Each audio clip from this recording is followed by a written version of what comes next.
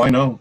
I know. At some point, they'll realize that Anglicanism incorporates a broad understanding of churchmanship. Mm-hmm.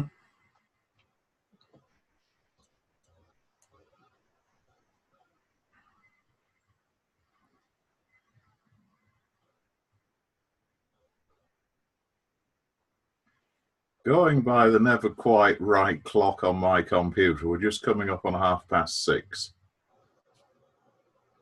Right.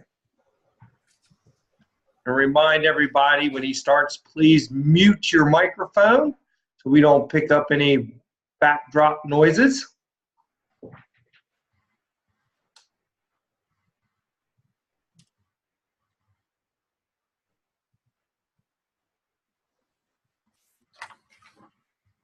Hey, who's that movie star that just logged in with that accountant? They're talking about you, Terry. No. They didn't pick up on that. There was that movie star that just clocked in with that accountant. Okay. Right. Last week we took a look at developments on the continent, mainly Lutheran forms of Lutheran revisions to the liturgy. So we've really come to the point where we have to take a look at what developed in England between 1533 and 1549. Henry VIII's break with Rome took place in 1533-1534, bringing the church under his own supreme headship. Between 1535 and 1539, most of Henry's powers as supreme head of the Church of England were delegated to Thomas Cromwell as the king's vice-gerent for church affairs. And it was Cromwell who masterminded the dismantling of the monasteries and the first steps towards reform, which at this point mainly meant redressing the balance between ecclesiastical property and that in the hands of the aristocracy. There was far too much property in the hands of the church from the point of view of a mid-16th century ruler like Henry VIII. And very few, if any, liturgical changes took place during this period, apart from the issuance of the first complete translation of the English Bible in 1537. On the purely liturgical front, the first significant change was an order of 1543 requiring the use of the Sarum Missal throughout the southern province. At the same time, there is an order in council that begins to suppress some ceremonies such as the vesting of images in churches, excessive numbers of lights, and so on and so forth. They're kind of chipping around the edges of the more extravagant devotions of those days. And just how successful the order was to standardize on the Sarum Missal, we don't really know. Certainly, if Cranmer's preface to the 1549 prayer book is anything to go on, it may have been a case of if anybody needed a new missal, the only one they could get hold of was Sarum, but he refers to Salisbury, Lincoln, Hereford, Bangor, and York as all being in use as of 1548-1549. The first overt move towards reform came with the suppression of certain ceremonies in 1542-1543, which was followed up by the introduction of the English Litany in 1544 in the midst of a protracted war with France. In other words, the English crown was pursuing its usual hobby. And as a result of this particular war and the danger that was felt to the south coast of England, coupled with a couple of bad harvests, it was decided to organize a new order of processions. And the litany in those days was usually sung in procession, and it was felt that an English form of the litany would help the common people join in more enthusiastically. Cranmer's reworking of the litany owes a lot to Lutheran prototypes such as that in the liturgy of Mark Brandenburg of 1540, also the Brandenburg-Nuremberg liturgy of 1533, in that it telescopes the petitions of the traditional litany of the saints, making it a bit more manageable. One thing that's really noticeable is that the saints are much less prominent in Cranmer's revised liturgy than they were in the traditional Sarum form.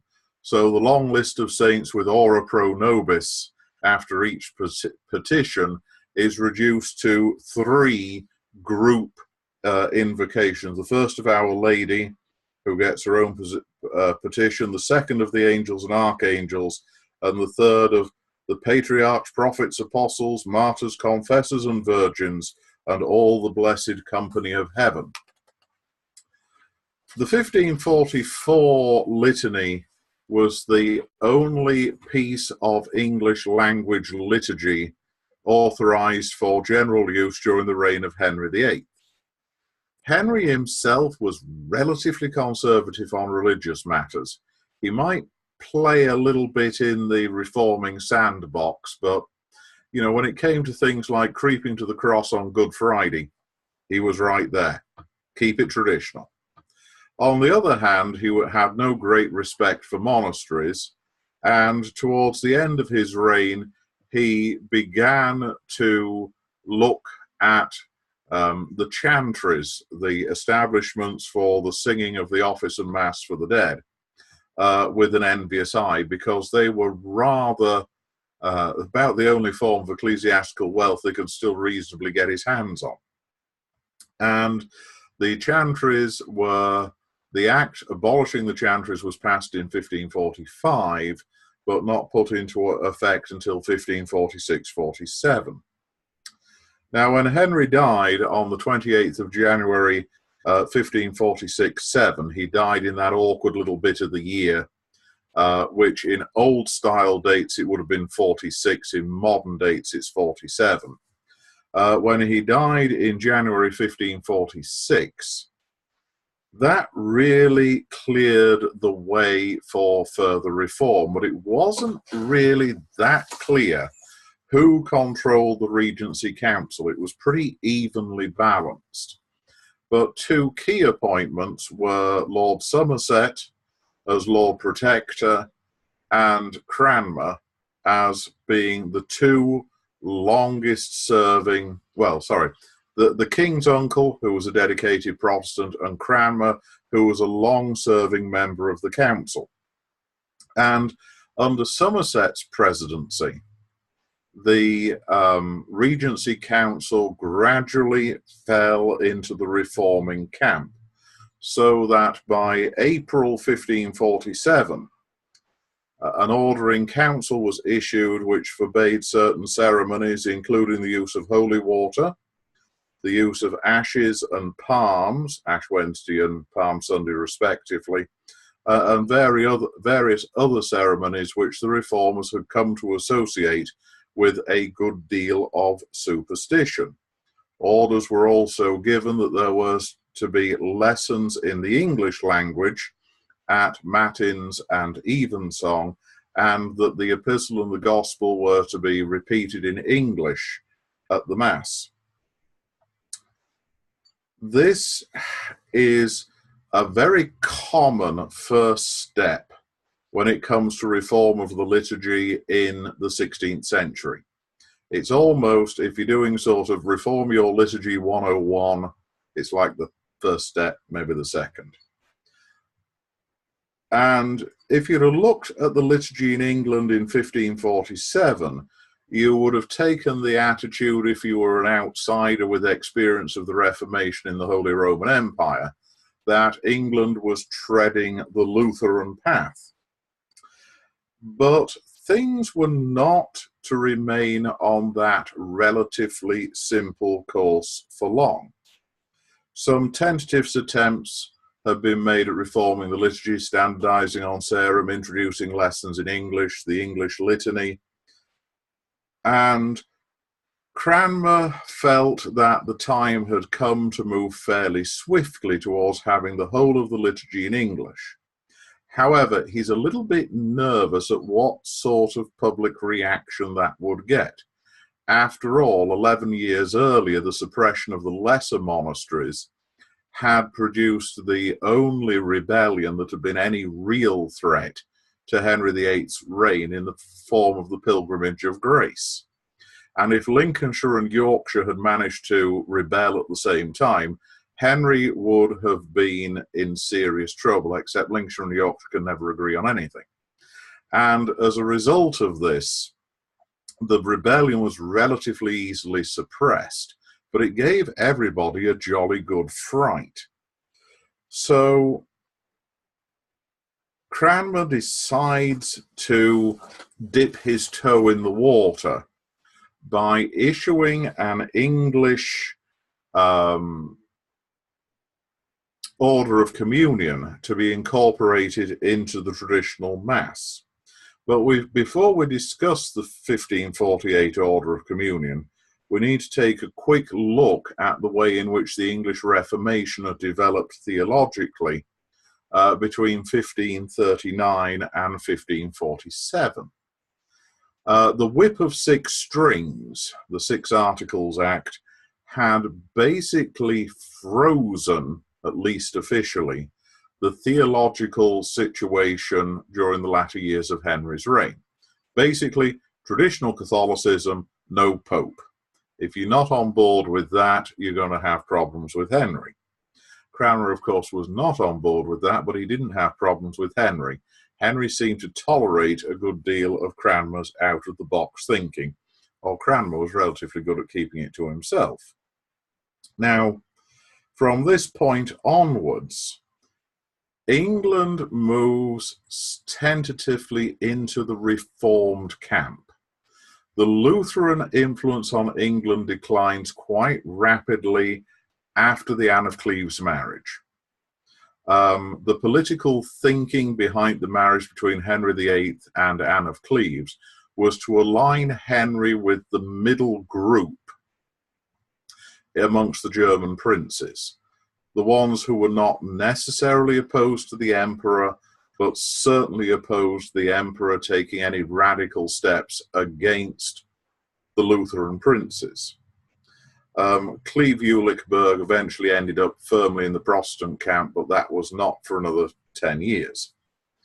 Now, after the Anne of Cleves marriage was dissolved and Thomas Cromwell ended up shorter by a head, the Lutheran influence on England declined quite rapidly. At the same time, contacts with the Rhineland reformers and with the Swiss reformers increase.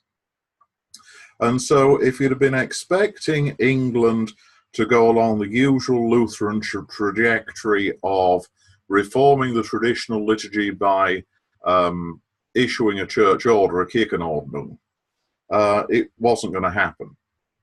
Cranmer was on a slightly different track. But you have to be very careful at the way in which you try and align Cranmer with the continental reformers. Cranmer always tended to listen to everybody and make his own mind up. He was independent to that degree. He corresponded with Martin Butzer from October 1531, and Butzer does seem to have been someone with whom Cranmer exchanged ideas very regularly. I am tempted to think that Calvin was introduced to Cranmer through Butzer.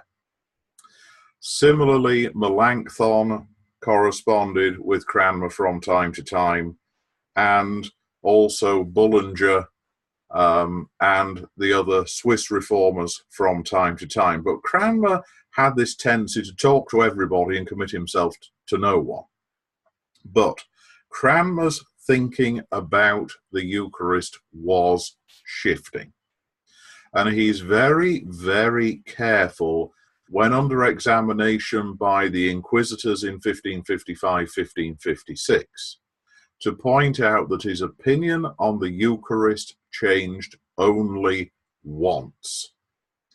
And as Dartmouth McCulloch points out, the most likely date for that change is 1545, where he goes over from holding the real presence, as in something close to transubstantiation, to holding what I would refer to as a Bucerian view, whereby this presence in the Eucharist is real but spiritual and not attached to the bread and wine. To play around with the Lutheran formula, it's not in, with, and through, it's with and through. So that is Cranmer's commitment theologically on the Eucharist. He tends to align himself more with the middle party, Butzer, Calvin, to a lesser extent, Fagius, Vermigli, Melanchthon, just simply because he wants to see a unified, reformed church. He sees the division between the South Germans and the Lutherans as being very damaging to the cause of reform.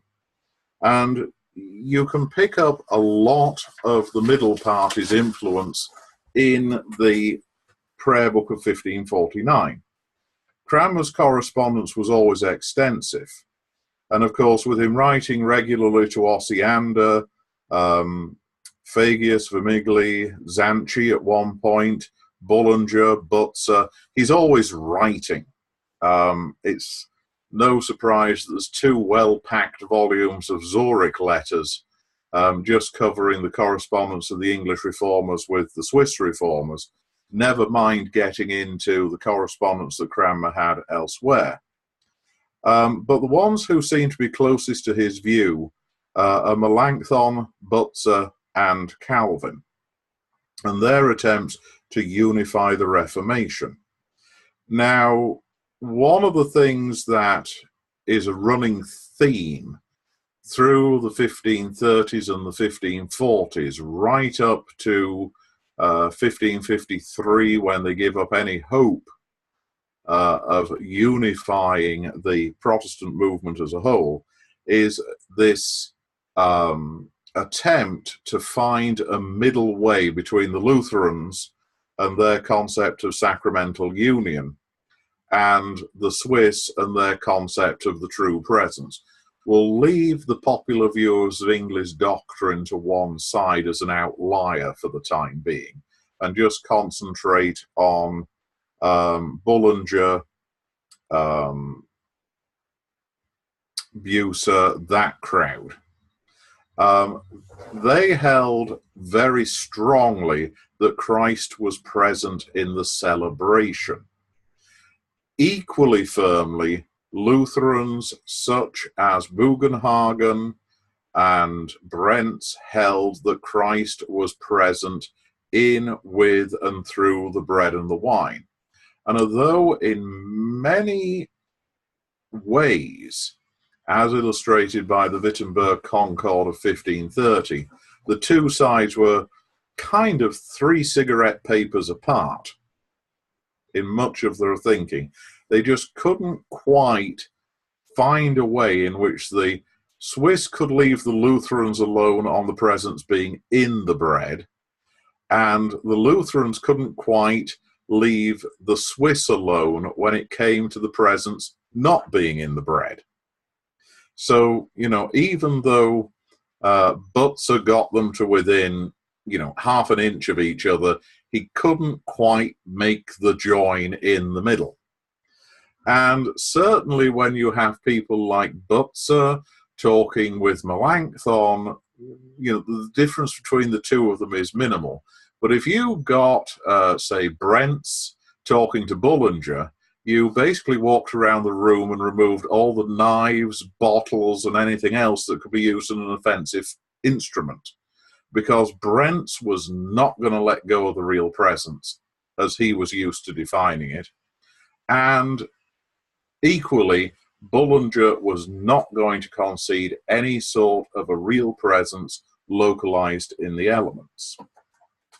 Cranmer was very familiar with these disputes and to a large extent kept out of them whilst adopting Bucer's views.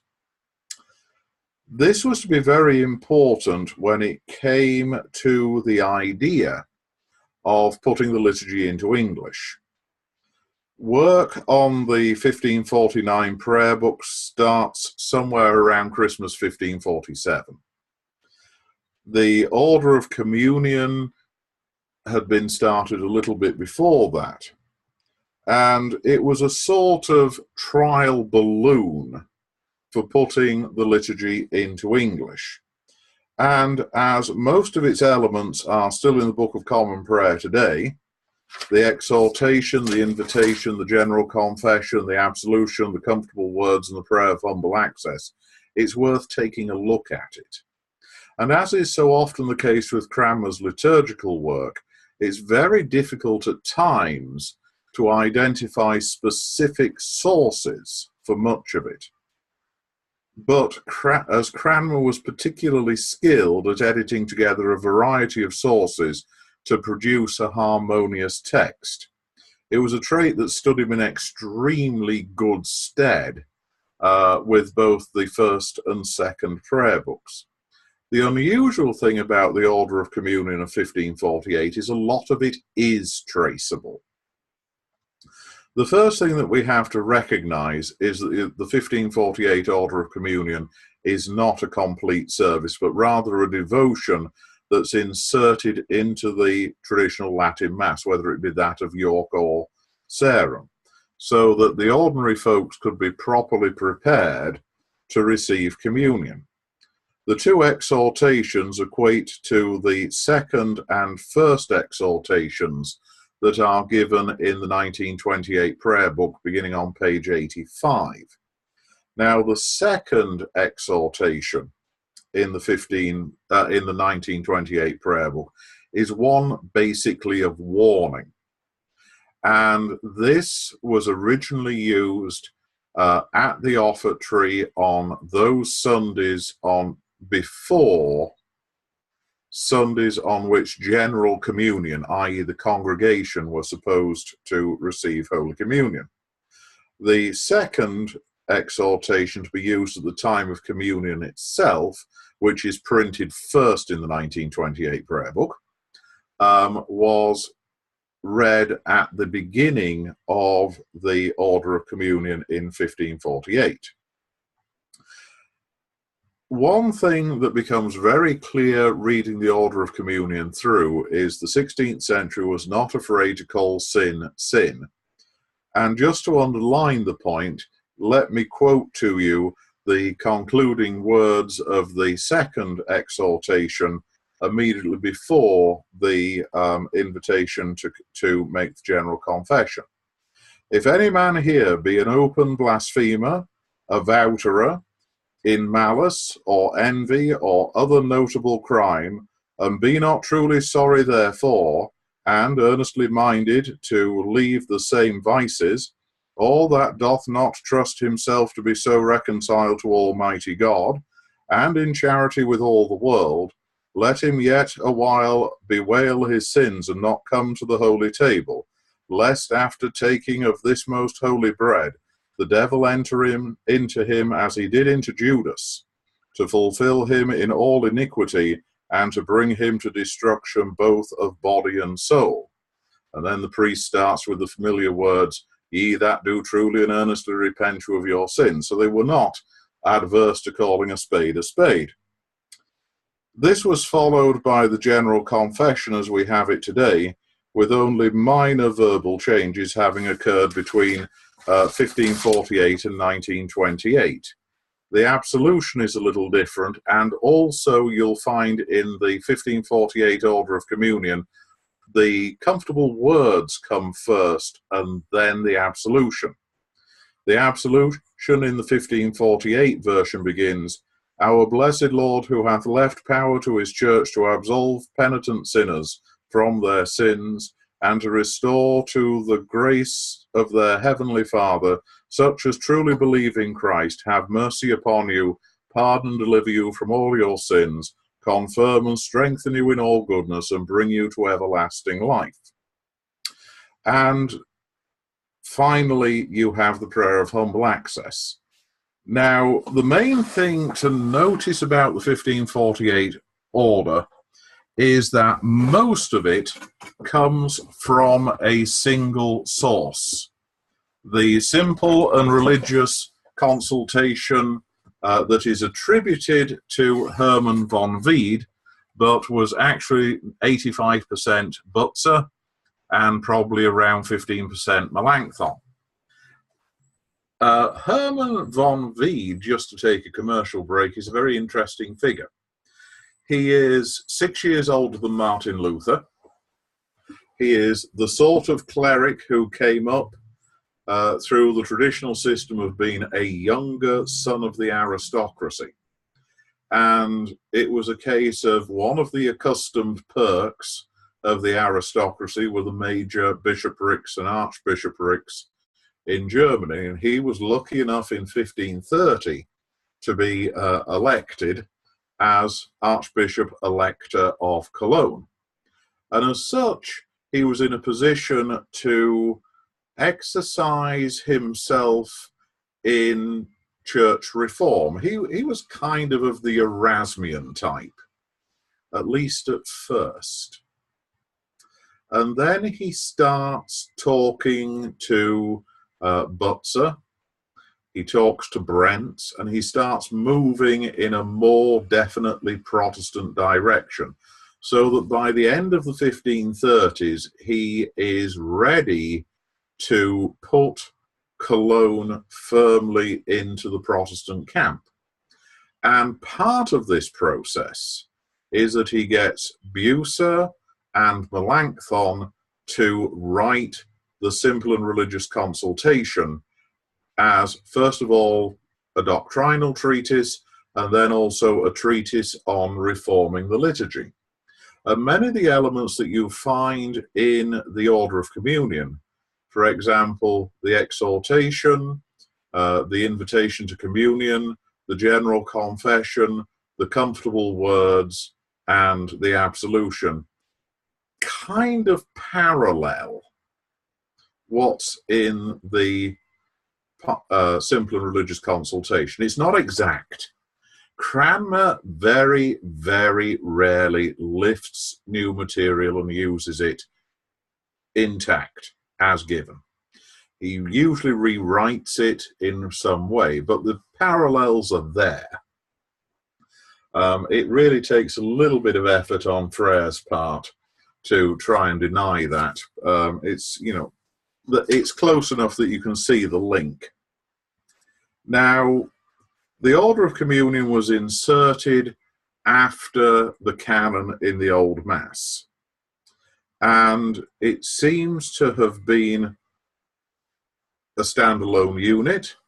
When the blessing was given in English, it was probably followed only by a very quick post-communion prayer and ite missa est. Remember, the Sarum Mass did not have a blessing at the end. It had a blessing before communion, and that was only ever given by the bishop. The sources for the text, largely according to Ronald Jasper, is the Religious Consultation. But there's also some influence from the earlier liturgies in Strasbourg that Bucer had drawn up.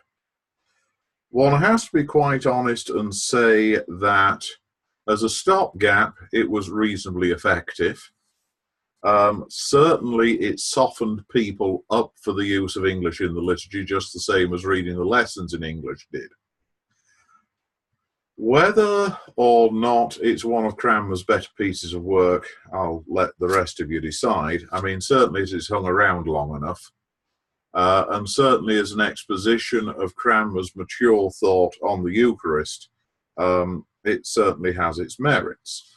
But all the time it's in use, you've got Cranmer beavering away with a small group of bishops and doctors to put in place the first complete liturgy in England. The office of communion remains in use for 15 months, basically March 1548 through to June 1549. And throughout this period, Cranmer is working on the first prayer book. Now, it may seem to have taken a long time to get the prayer book into some sort of usable form, but there's a couple of things that have to be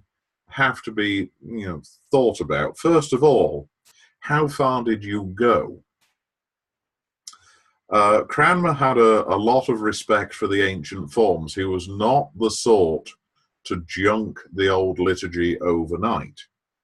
Secondly, he had originally been influenced by Luther and by the North German reformers, who were very, very conservative in their approach to liturgy.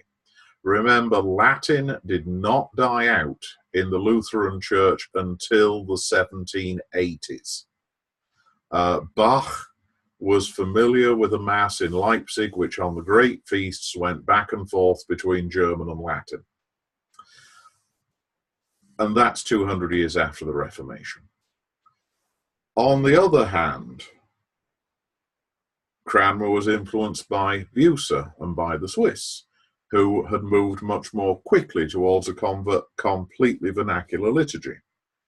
And so one thing that is going on in the background is a very intense discussion in Cranmer's inner circle as to just how far they go. McCulloch alludes to this when he makes it clear that the 1549 prayer book is very much the product of a committee, albeit one that Cranmer, I think, pretty much dominated. The new book certainly, I think, was an exercise in different people doing different things and then bringing the whole patchwork quilt together and imposing some sort of overall editorial control on it. September the 22nd through to September the 24th, 1548, which is the date at which Bishop Frere was consecrated as Bishop of St. David's, was an opportunity when the reforming bishops, or at least the ones charged with reforming the liturgy, came together. Cranmer, Ridley, Holbeach, and Goodrich all represented various strands of reforming thought, whereas Thirlby, the Bishop of Westminster, was much more conservative.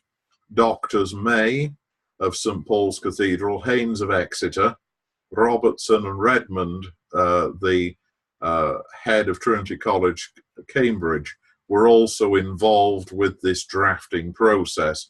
And also it's apparent from the records of the Archbishop of Canterbury that Bishops Skip and Day, both conservatives, were consulted at some stage, perhaps as a way of gauging conservative reaction to the new liturgy. In the event, the book was ready sometime around Christmas 1548.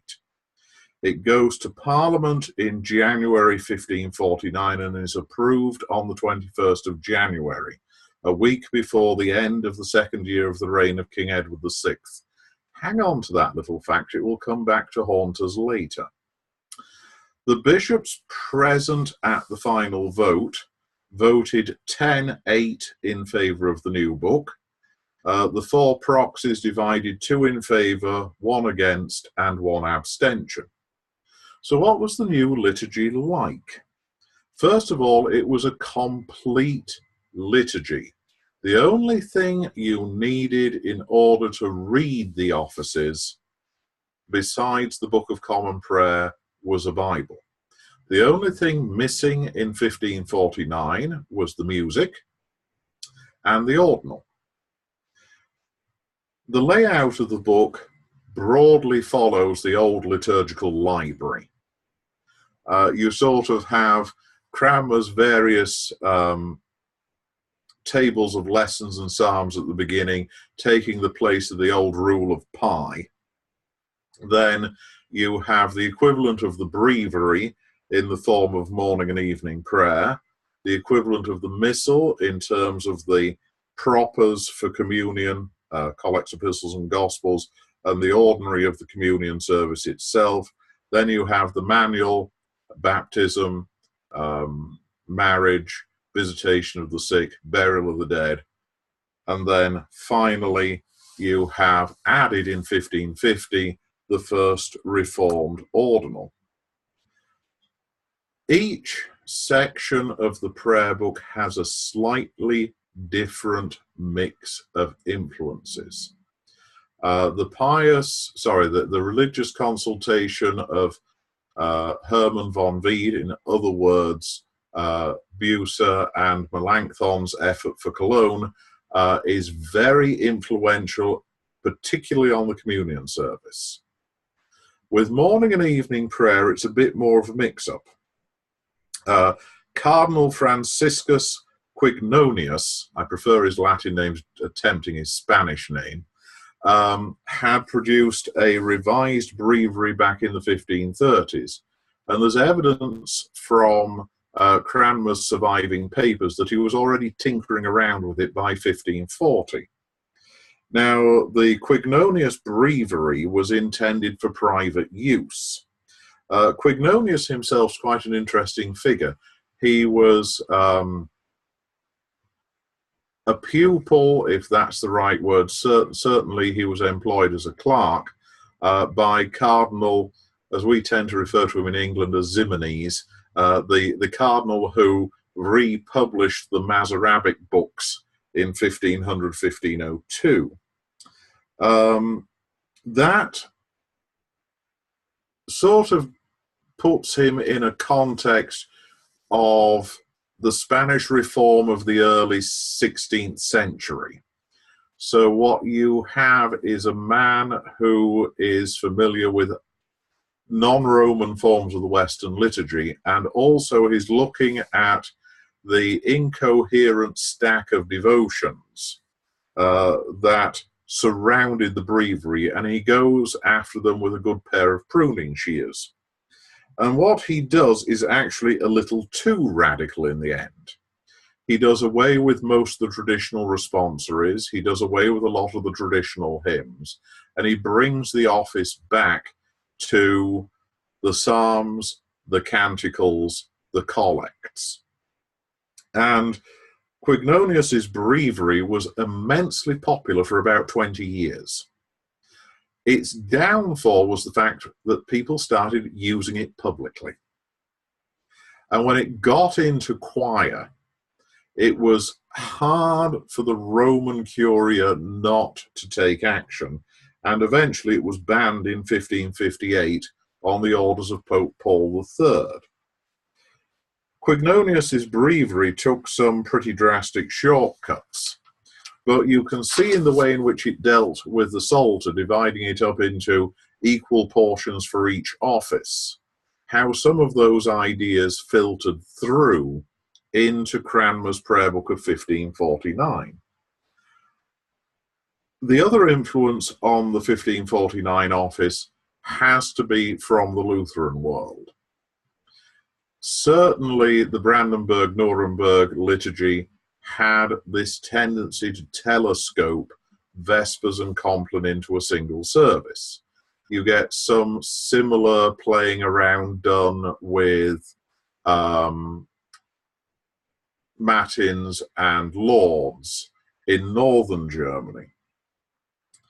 Certainly Cranmer's previous habit of replacing the traditional lessons and responsories in the office with chapters of the Old Testament or the New Testament carries over into the new morning and evening prayer.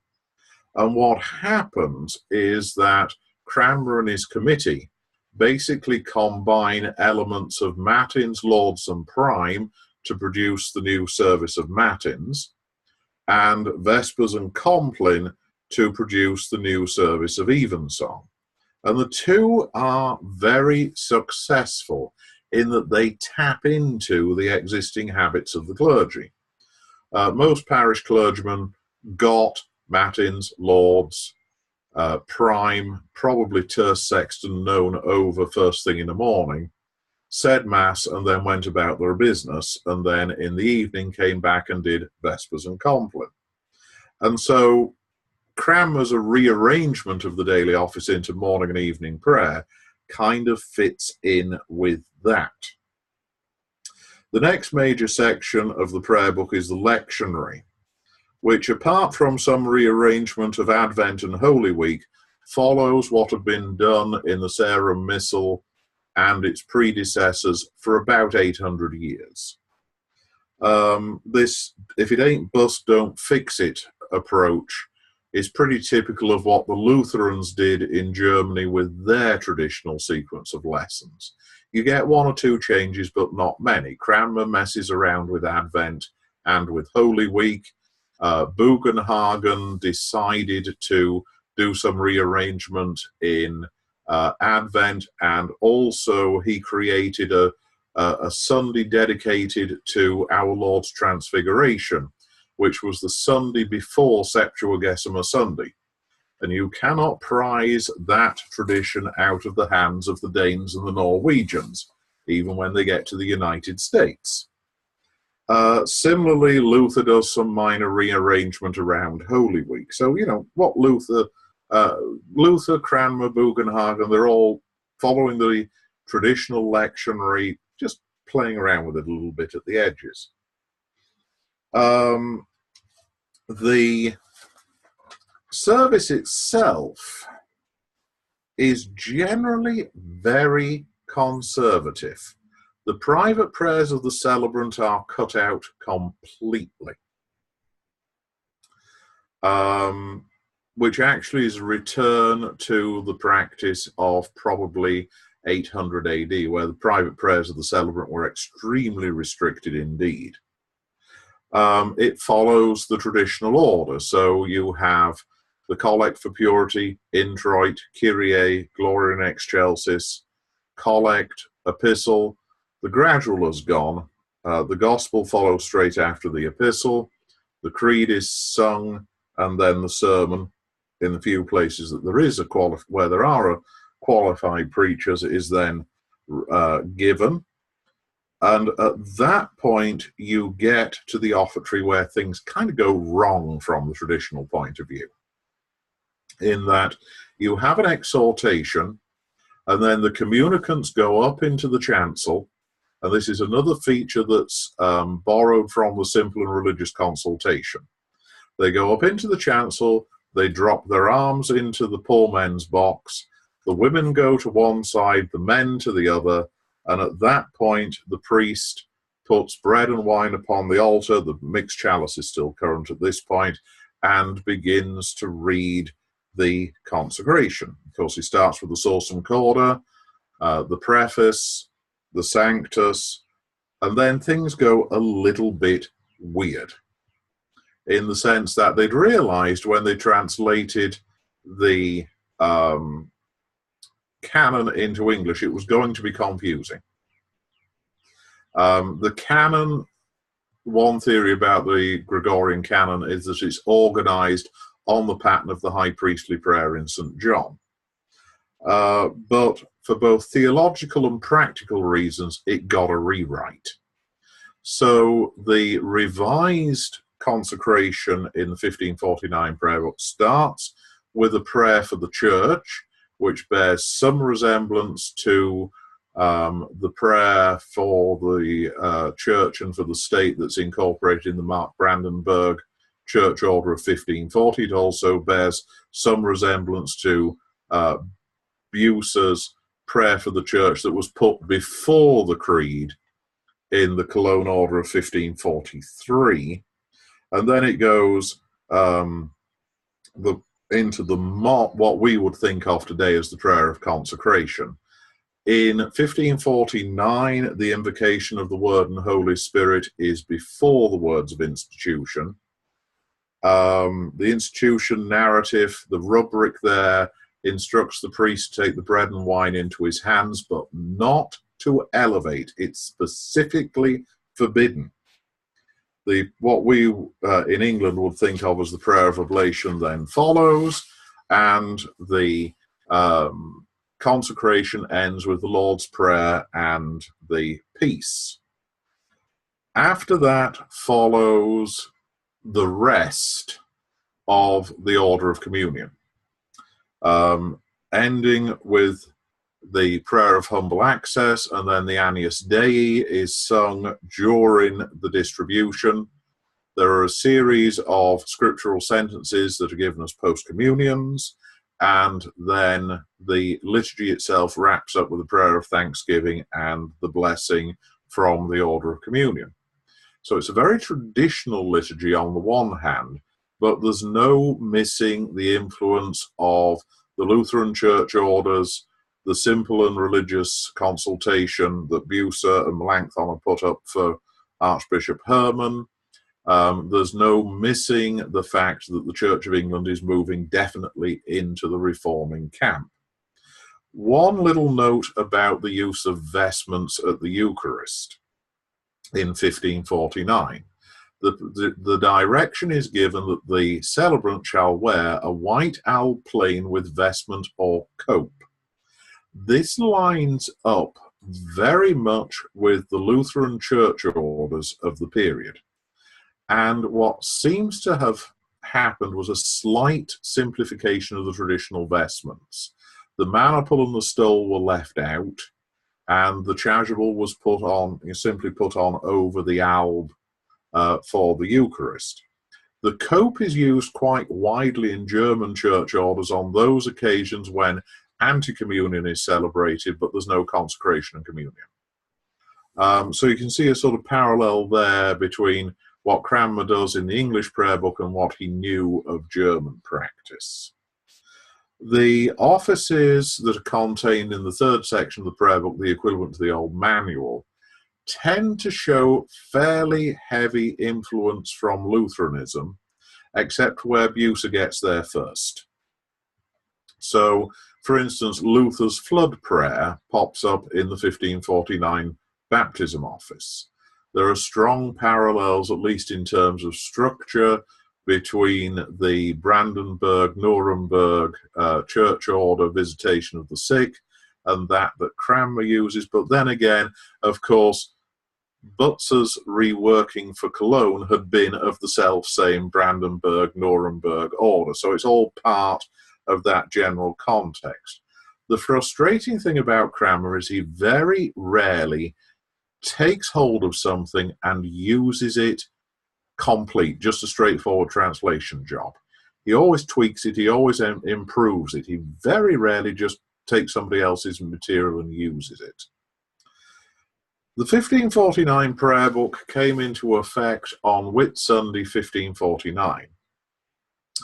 It produced a rebellion in Cornwall, where the objection was to the novelty of the thing. They objected to the use of English as being as foreign to them as the use of Latin. In those days, English really didn't get much beyond Exeter. Cornish was still alive and kicking down in the extreme southwest. The rebellion was put down with some violence, and after that, there seems to have been no really overt protests against the 1549 prayer book, at least not from the common people. The theologians got a little bit excited. On the one side, you have Stephen Gardiner, Wiley Winchester himself,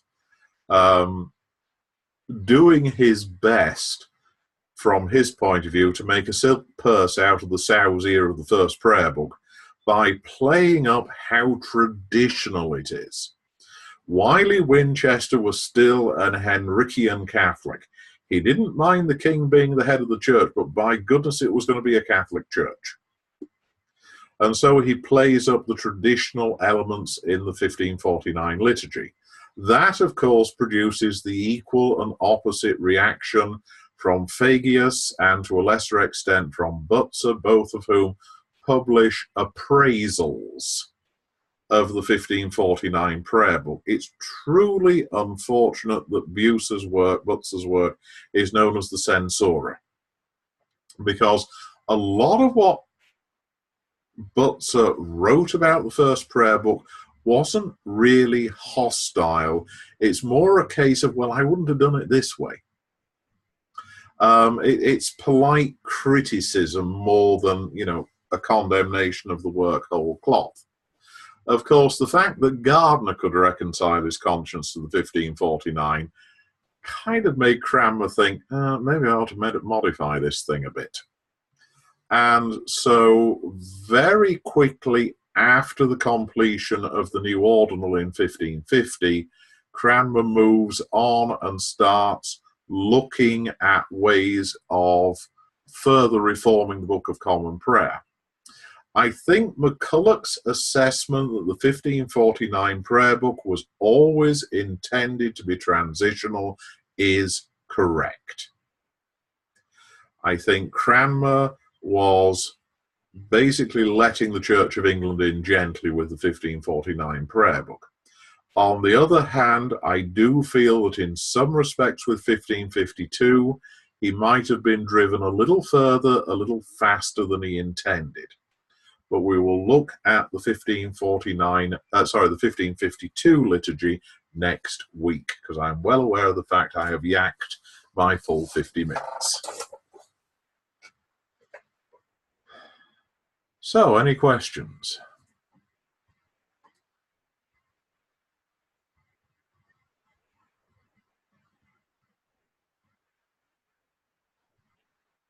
Well, I'll ask one to, because I've read, one of the books I read is very strong English, kind of, programmer writing the prayer book. And a lot of things you said tonight, if you kind of read between the lines on what this book was, and I'm not going to say, but, it was very pro-English.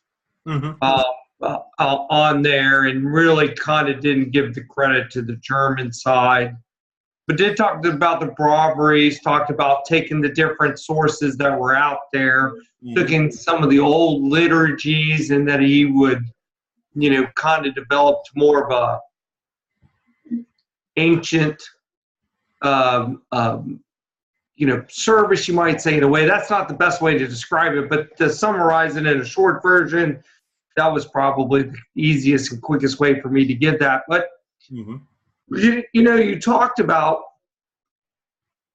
a committee or a group, and then we do know from liturgics that we did have a lot of more English liturgics, the different areas kind of had their own brand, you might say, of the missal, of the Sarum missal, that had developed through the years.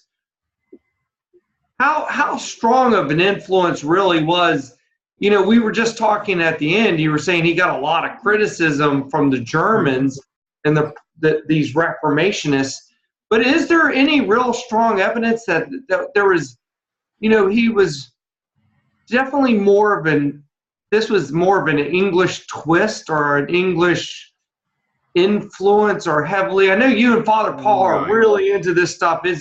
Can you give credence to this being an English go at it, you might say? It is. There used to be an old Flanders and Swan song. The English are best, so up with the English and down with the rest. And an awful lot of pre-1980s liturgical study in England suffers from that disease quite badly. You cannot emphasize enough, by way of redressing the balance, that Cranmer was part of an international movement. But just like, and this is the important but, just like Osiander reformed the liturgy in Nuremberg and Brandenburg-Ansbach, just as Bugenhagen reformed the liturgy in Denmark, so Cranmer reformed the liturgy in England along similar lines. So yes, it's English in the sense that he is working from Sarum rather than, say, Nitharos. It's English in the sense that he's working from the specific context of the Church of England. But it's like so many things with Cranmer. He lives in the English context. He has one eye on the domestic situation. He has one eye on the reforming situation on the continent, and he brings it all together. And this is why the English Reformation doesn't fit quite tidily into continental categories, because it takes place within the specific ecclesiastical and political context of England, where you do get a Reformation imported pretty much lock, stock and barrel from somewhere else is Scotland, where Knox comes back hot foot from Geneva and tries to impose the Genevan solution on Scotland and gets quite a bit of pushback for his pains, to the point where he does have to compromise. I mean, he does have to put up with having bishops, for example. Although the Tulkan bishops were not consecrated, they simply held the office, so the church had some money. Similarly, he found in practice he had to modify the provisions of Geneva to work in Scotland, because Geneva's one city. Scotland is a fairly large and very loosely governed country in the 1550s and the 1560s. So Cranmer's Reformation has to be seen in a way as being a peculiarly English manifestation of a continent-wide phenomenon.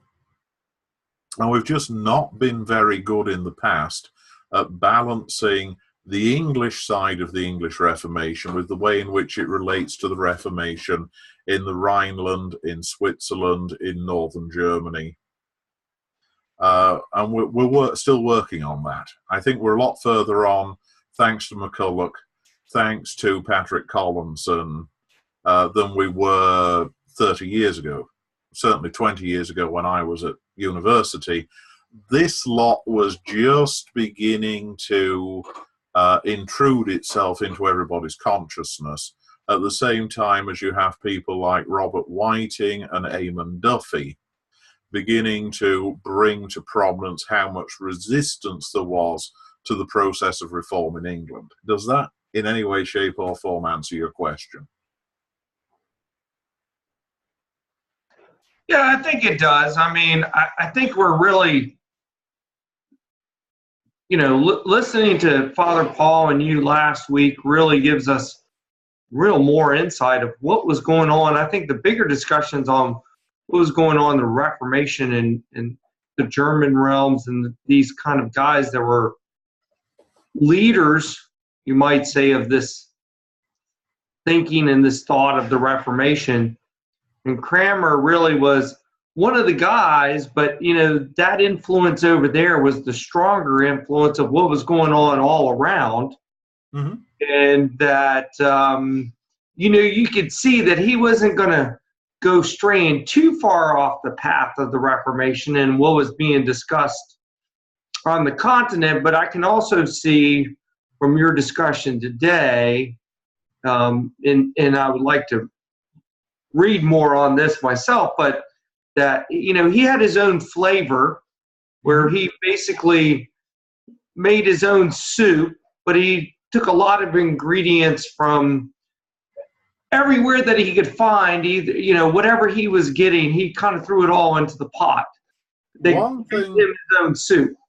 One thing that's very important to remember about Cranmer's Reformation, what was done under Edward VI, was only 2/3 of it was ever executed.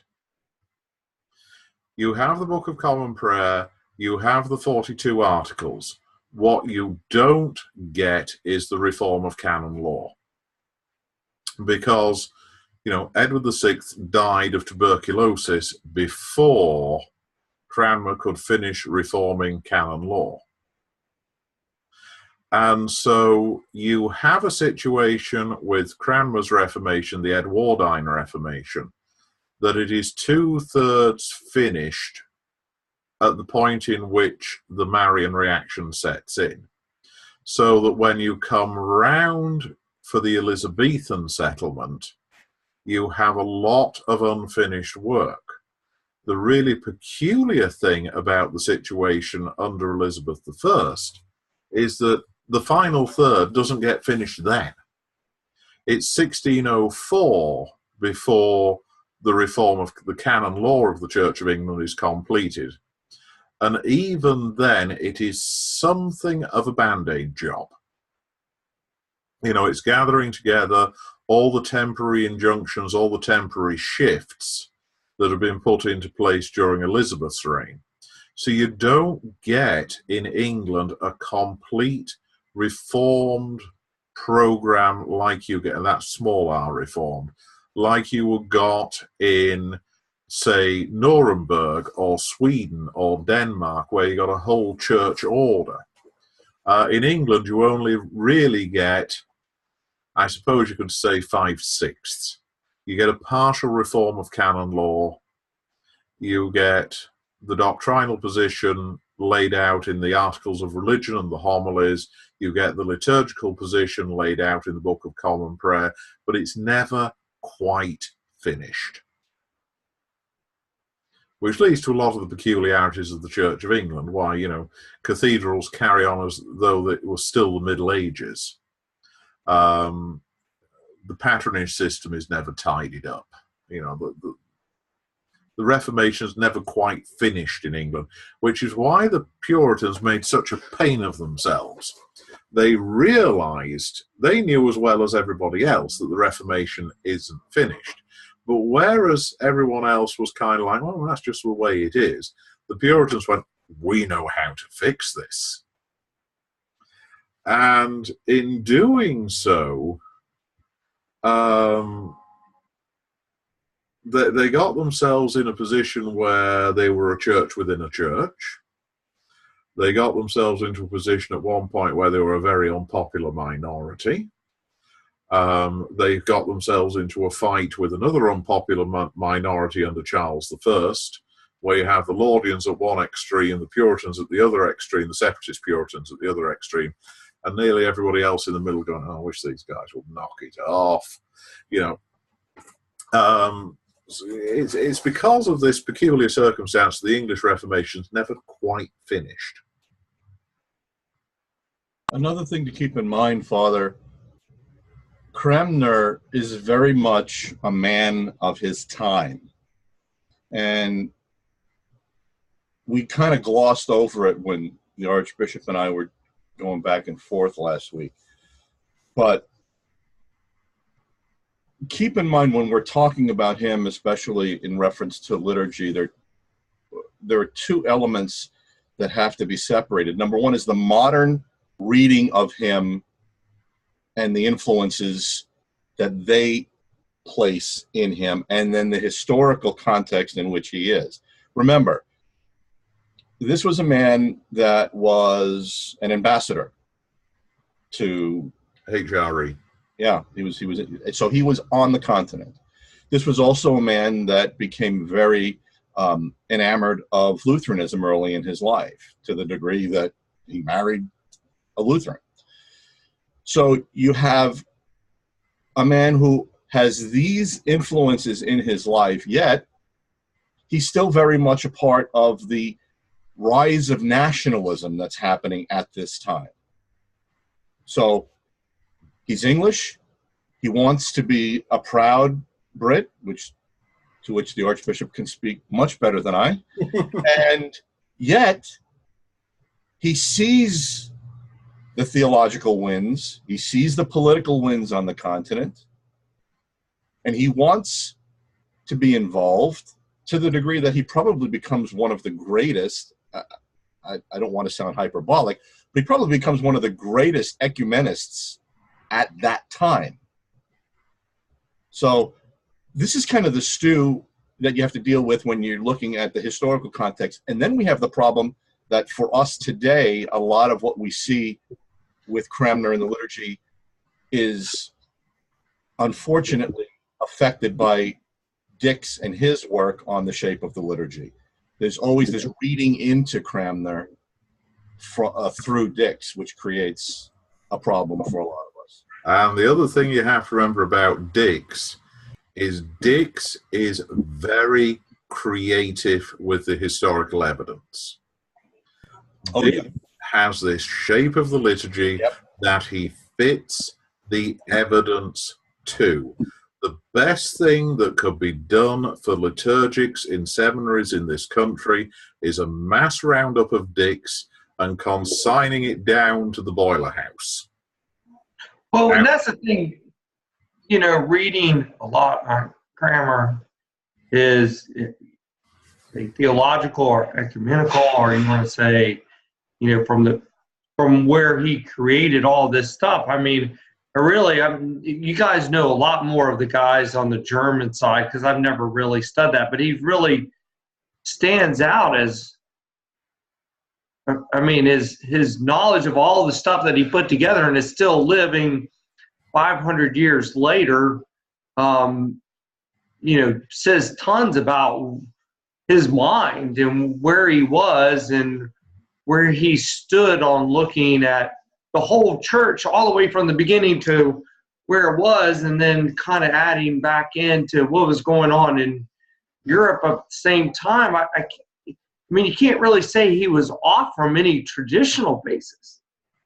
Unless you guys have a different argument on the point of, if we're looking back historically, how far is he really off? I mean, is there... One thing you have to remember about Cranmer is theology drove liturgy with Cranmer. So there is a definite element there that he incorporates Reformed, i.e. Protestant thought into the liturgy. There's a very strong emphasis on justification by grace through faith alone. There's a very strong emphasis on the mystery side of the Lord's Supper, you know, the way in which Christ is present through the sacrament. On the other hand, Cranmer, in some respects, is both, on the one hand, deeply traditional, and on the other hand, not afraid to innovate. And that's one of the things we're going to look at next week with the 1552.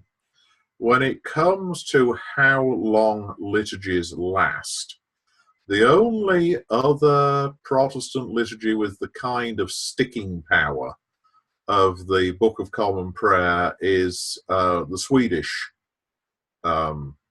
Mass of 1563. Which was not significantly altered until the 1950s. And again, there are some curious parallels between the Swedish Reformation and the English Reformation. A relatively young archbishop who then holds office, in the case of Laurentius Petri, he holds office for 37 years. Cranmer holds office for 22. They have a massive but not determinative influence on the shape of the Reformation in their respective countries.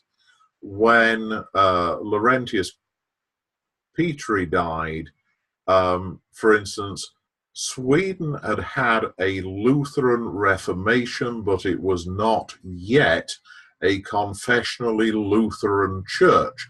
That didn't happen until 1593, when both Calvinism and Catholicism were decisively rejected in Sweden.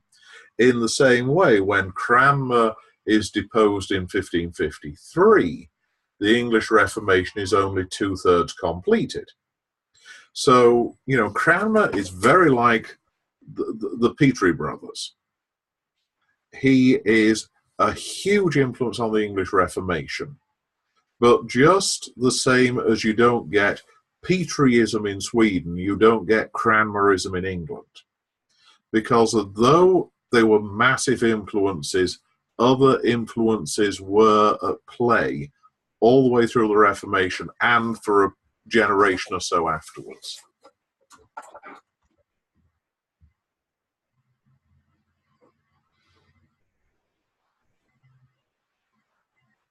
All right. Anybody else got some questions for the Archbishop?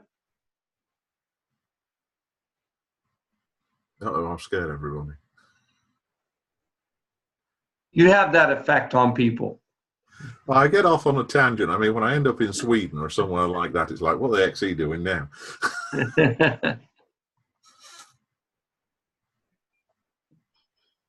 But Sweden, curiously, is one of Anglicanism's oldest ecumenical contacts. As long ago as the 1710s, attempts were made to secure intercommunion between the Church of England and the Church of Sweden. Interestingly enough, the Church of Sweden rejected the overtures, grumbling that the Church of England was too Calvinist. Yeah, but they're not there today. Well, no. But, this is 1710. This is the same time as Tennyson is trying to reach out to the Greek Orthodox. So it's a very peculiar period of church history around about 1700, but that's a discussion for a whole other occasion. All right. Well, hey, if nobody has any more questions, we'll end it there, and we'll see the Archbishop next week. You will indeed. All right. God bless everybody. God bless.